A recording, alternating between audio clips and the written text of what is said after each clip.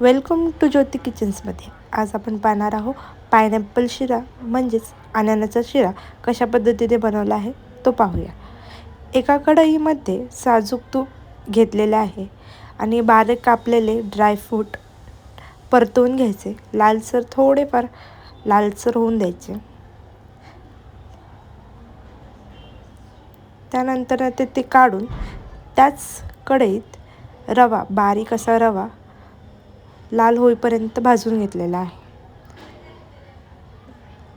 लाल होईपर्यंत म्हणजे असं दाणेदार रवा होईपर्यंत आपण त्याला भाजून घेऊया.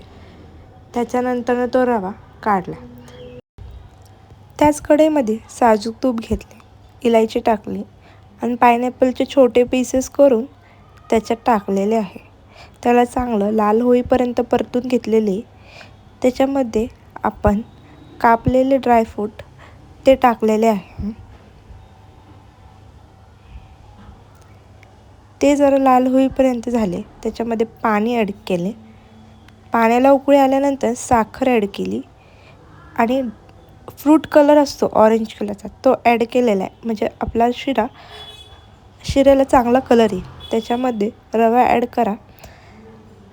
ॲड केल्यानंतर रवाला जरा परतून घ्या, म्हणजे ते पाणी सोकून घेईल. अशा पद्धतीने आपण तयार केलेला पायनॅपल शिरा सर्व करून घ्या. भेटूया पुढच्या व्हिडिओमध्ये.